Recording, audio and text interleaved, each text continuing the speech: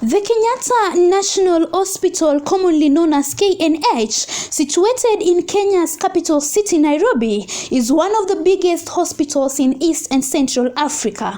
However, things do not seem to be going on well due to intense pressure on the available facility and insufficient medical personnel made by the absence of intern doctors. The leadership at the health facility is set to be injected with a dose of new leadership management. The board had been renovated and the former Inspector General of Police David Kimayo appointed chairman of the board to replace Mark Bor, who moved to the Moi Teaching and Referral Hospital, Eldoret. The KNH board comprises of Peter Tum, Dr. Daniel Githeki, Dr. Ellen Yego, Robert Mburo, and Gracie Mulei. Peter Odundo, Mary Chebukati Wanyonyi, and Professor Frederick Were are members of the Kenyatta National Hospital Board. However, the curtains could be drawn on the tenure of KNH board members, with a new gazette notice on fresh appointees expected soon. The president mentioned health among his 4 key pillars and fired a warning to the top bosses at Afya House. The Kenyatta National Hospital farewell home is, however, not in a good position, since families of the bereaved mourn their loved ones, yet when they arrive to take their bodies, they are always shocked beyond words. They become emotional as they try to accept the bitter reality that they now have to bury their loved one despite the pain. The dead bodies in the hospital have always been reported to have been indecently handled and raped by male nurses and mortuary attendants. This saw Citizen TV highlights and issues that they only brought to the limelight after the victims' relatives reported. The rape suspects have always been suspended and always been released on bond, which have them not learned their hard way since investigations are always tampered with, as rape cases should be reported within 72 hours. The hospital have always, however, denied claims of laxity after the rape allegations were made.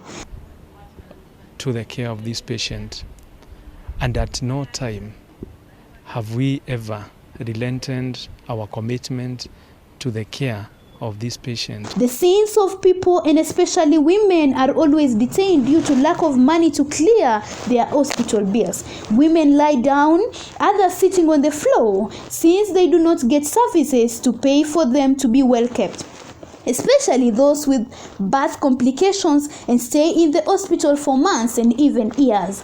The hospital have always denied claims of detaining women. The poor services is always the order of the day, as people always report of the pathetic state of situations there. Dim corridors ushers you to what is meant to be the largest referral hospital in East and Central Africa, the Kenyatta National Hospital. Its glorified reputation as the last option for serious medical conditions to be achieved through public health sector. The forensic lab is the first of the kind in East and Central Africa. The government invested heavily in constructing and equipping the labs within the facility. Speaking in the commissioning of the lab, President Uhuru Kenyatta said that the long-delayed projects had robbed Kenyans of the opportunity to make full use of the things offered by technology and advanced science in unraveling crimes. Criminals and their networks are using and utilizing advances in technology, as well as our increased interconnectivity, to advance their nefarious goals. The forensic lab is also set to solve complex cases. He said that the other motive of the modern facility would help to disrupt criminal patterns through the forensic laboratory techniques, crime scene techniques, documentation, and proper transportation of exhibits. Equally emerging, that involves such things as swim swapping and the typical Tumakwahi number syndicate, all of which we must deal with properly. Cherotich Sharon, Multimedia Television.